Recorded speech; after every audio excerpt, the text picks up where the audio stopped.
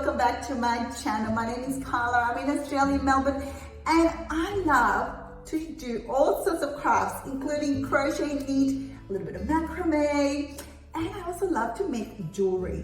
I make earrings, necklaces, and in today's little podcast, I'm going to show you how to make this gorgeous, really funky, modern looking necklace using a wooden frame that I got from Woven Glory or Basket Bases Australia, and the lovely Kate who makes all these beautiful wooden frames gifted me this one to give it a go and be a little bit creative. And of course, I had so much fun making this jewelry, guys.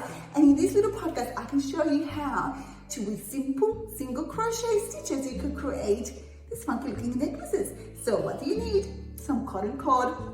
I use 3mm and 1.5mm cotton cord. Bobini is my favorite, but you can use whatever brand you have available or that's easy accessible to you. And you need a crochet hook, a 6mm, and that's basically it. Some scissors to do some fringing, and that's it, guys. So hopefully you can join me, and let's get creative.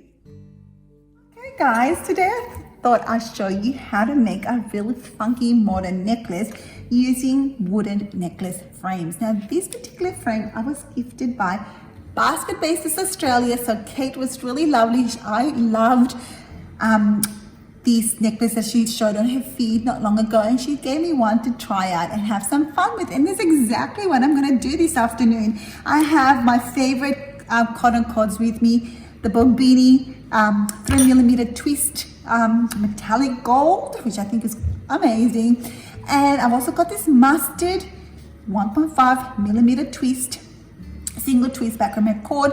I'm going to combine these three gorgeous colors together. Now this is a thicker cord that I'm going to use to form the cord of the necklace, if that makes sense. So let's get started. I'm going to keep it relatively simple in terms of the crochet stitch that I'm going to do. So I think these wooden frames, you can either do a crochet, you can use macrame techniques. This time I'm going to use my crochet hook. I'm using a 6mm. It's just big enough to fit. I think that any bigger, you'll struggle to fit into the groove. You can obviously go down a smaller size hooks if you use a much thinner cord. You can use 4-ply cotton, it will be much thinner. I like it a little bit thicker, and I can do some fraying at the end. Let's get started. The first thing I want to do is just going to do a simple single crochet border along both the top and the bottom, and then I'm going to do some simple lark knots at the end just to do some fraying. So I think that will look really cool. Let's get started. So let's put our hook through the groove. Now we'll pull through our thread. Now this is it is twisted, but it tends to untwist itself as you're working. So as I'm doing my single crochets, I'm going to twist the yarn to stop it from unraveling. I'm also going to tuck in, I'm going to leave a bit of I'm also tucking in the tail at the back so I don't have any weaving. Okay, so let's get started. So pull up a loop, and let's finish up that single crochet. And again, because it splits, you don't have to rush, take your time. And let's move on. And single crochet around that frame. Now because you're doing that, you're doing around the wooden frame, it will be slower, but that's okay. We're having fun, don't have to rush. Now the Bobini yarn I got from Chunky Yarn Barn here in Melbourne, and they have an amazing color range. Of course, you can choose any other cord you like. I just really like the quality of Bobini. Okay. So you can see the tail is framed, but we'll tuck it in, and hopefully you won't see it.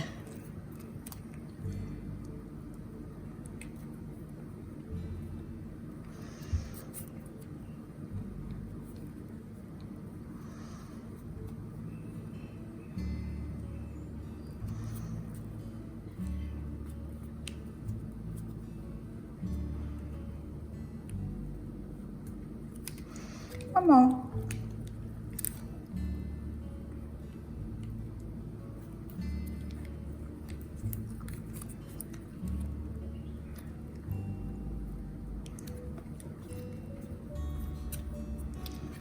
Finish that off. Okay, so I've done the top braid and I think it looks really cool. This is the tail, which I'll weave in at the end. And now I'm going to do a braid at the bottom edge of the frame, and I want to do it in a beautiful contrast mustard. I think it will look really great. And I'm going to finish off with some lovely tassels. Let's get started. So let's grab a hook, and as I showed you before, we're going to put the hook through the frame, drag our thread through that groove, and we're going to try again as we single crochet along to tuck our tail in. So let's start.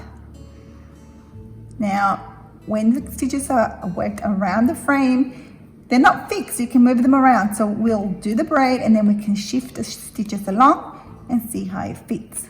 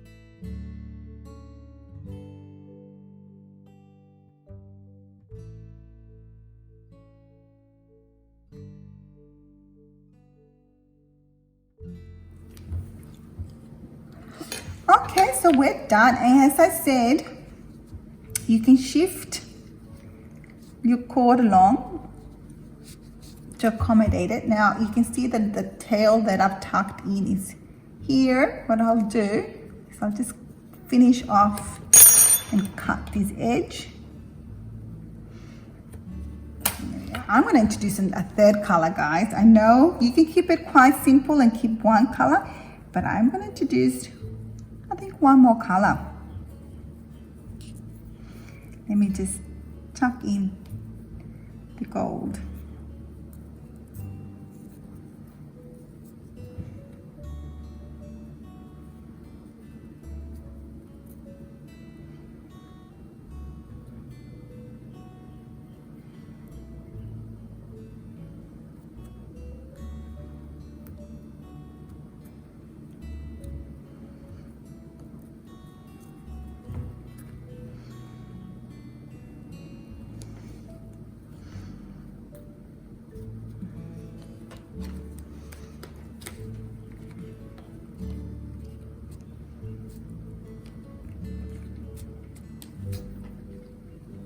Give it a good tuck,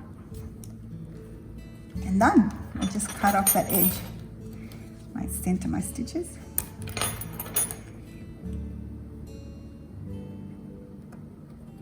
There we go. See how simple you can do a cute little frame necklace with simple single crochet stitches. Now I'm going to add, as I mentioned, some tassels at the end just by simple lark knots, which is very simple macrame knots. And I'm going to introduce a very neutral color. It's this beige, but it's called rainbow dust because it's got this speckling effect of it. So it's really subtle, but I think it will go really well. So I'm going to space them out, maybe have about 10? How about 10 of these tassels at the end? So I'm gonna cut let's have a look. Let's measure it. We will do 12 centimeters or 4.5 inches, maybe 5 inches, so that we can, oh no, we'll need to make it bigger. We'll cut 8 inches. Yes, 8 inches. Let's do 10 8-inches tassels. Might be a good idea to try it first. So I'm going to get a smaller hook and I'm going to create some lark knots again. So we're going to put our hook through. That's the braid of the single crochet, second from the beginning of that row. Make sure that it's half, and I'm going to pull through.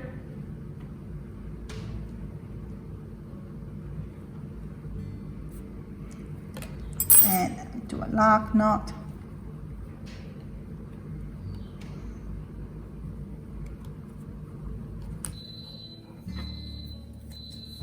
And there we are. And I'm going to do the same thing and space it out and put 10 more of these little tassels. So let's get that done.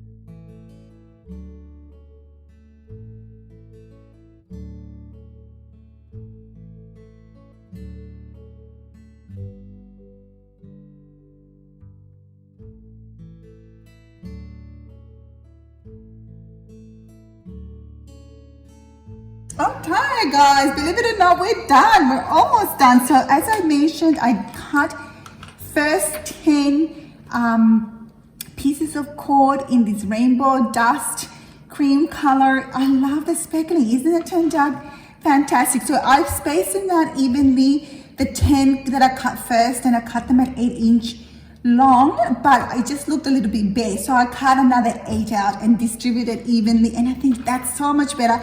I've combed it out and it looks amazing. I'm really happy. Now I love color. You might necessarily not want so many color combinations, but these are just ideas. So you can keep it all very monochrome. You can use black. I've got you can use more neutral colors if you prefer. I know that there are beautiful shades, gorgeous shades in the Bobini range. You can have kept it a little bit more muted. You could have just done black or kept it all mustard or all gold, but I do love to mix colors. So it really is your personal preference, and but I think it turned out really lovely. So go ahead and play with colors or keep it quite simple. I'm really happy with my combination. And the last thing that we really need to do is worry about how we're going to tie it around our neck. And I thought this gorgeous turquoise still goes. I know that I've, throughout I kind of changed my mind on what I was going to do, but there's a fair bit of blue speckling throughout the rainbow dust. So I think that the turquoise cord could still work really well. So it's got this buttonhole cut out right here. So what I did is simply thread it through my cord. So I put it, now it's going to be a bit hard. Now, alternatively, you could actually create your own I-cord. You can do another I-cord using crochet techniques like the Romanian cord. There's also a lovely cord that I tried not long ago, and I think it was just basically double chain crochet cord. I'll put the link down in the description because it is very simple, and it's also another pretty cord that you can do to tie off your necklace. So I'm just going to use this gorgeous thick cord. I'm not going to worry about making my own. You can even use leather. I think it would look quite nice, leather straps to finish off the necklace. But as you can see, I'm just threading through and it looks quite cute, that cross effect.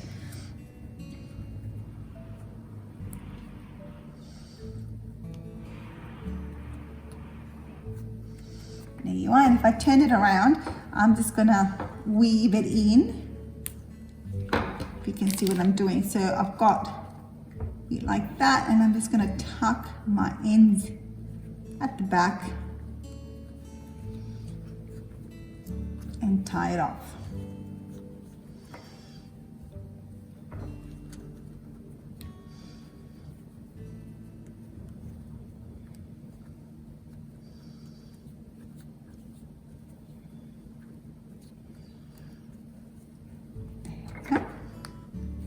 Should be tight, and then I can neaten this up later. Or it actually doesn't look so bad, just left frayed at the ends poking out. I think that actually adds another element to the necklace. It's up to you. Now what to do with this end. So there's two things you can do. You can do adjustable knots at the end, and I think I showed you how to do that in a couple of my podcasts. Or you can actually add clasps at the end and just clamp it that way, and then add lobster clasp and finish it off really nice and neat. And that's what I'm going to do.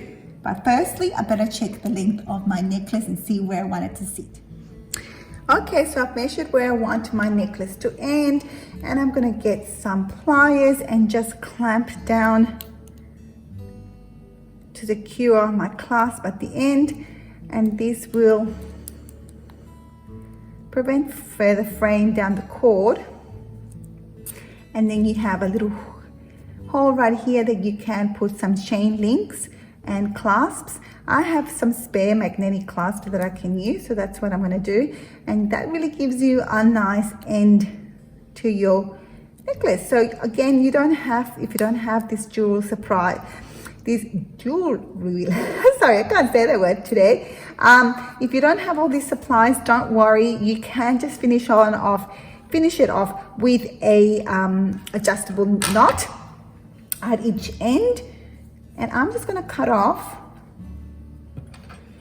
the rest of the excess cord, leaving some at the end because I'm going to let it fray, and that will look really cute. I shall make it the same size, will be good. There you are. And then I'm just going to go and finish off with some chain links and my magnetic clasp. I'm also going to finish off my fringe with just a nice trim so it's even and it's not so long. Now I said I did about 7 inches of this small rainbow dust to create a tassel effect. You can now I know we're cutting off quite a bit of it, but I still think you should cut 7-inch size cotton cord because it makes it easier to thread through. Any smaller, it's just going to be really difficult to attach to your. Now I think I'm still a bit crooked, and I'm going to keep trimming.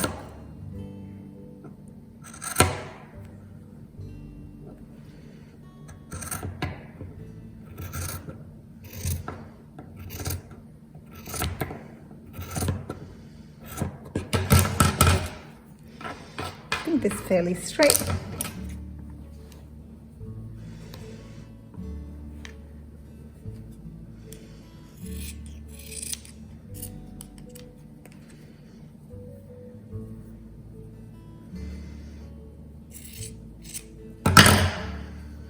Now I know you have a bit of excess, but cutting the cords too short, you won't be able to thread it through. So I think I'm happy with that length.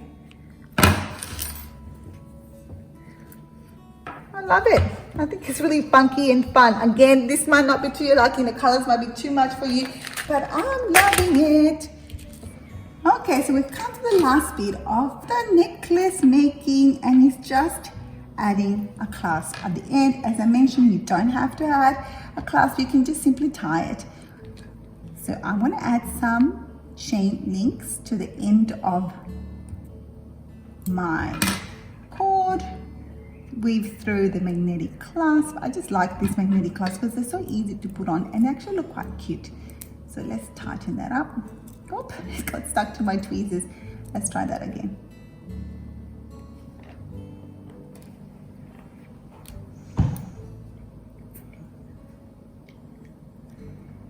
Okay, and just tighten that. Good. And let's do the other side.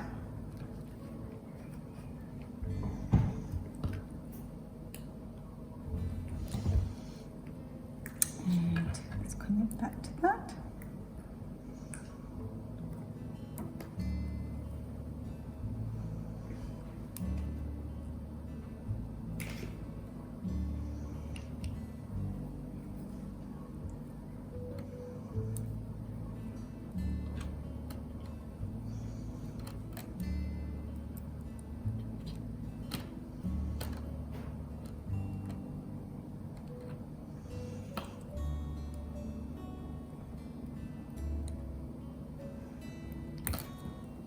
Okay, that's it guys. I'm just gonna fray the ends of this cord as well.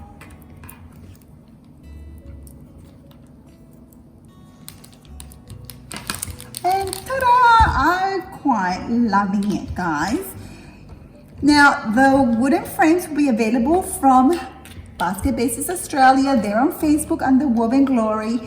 Please check it out. They're absolutely really handy, and I can just see how these will make perfect gifts for Christmas. So I love making Christmas gifts for family and friends. So I think this will be a really cute, unique present. So check out Basket Bases Australia, and thanks for watching. Catch you next time.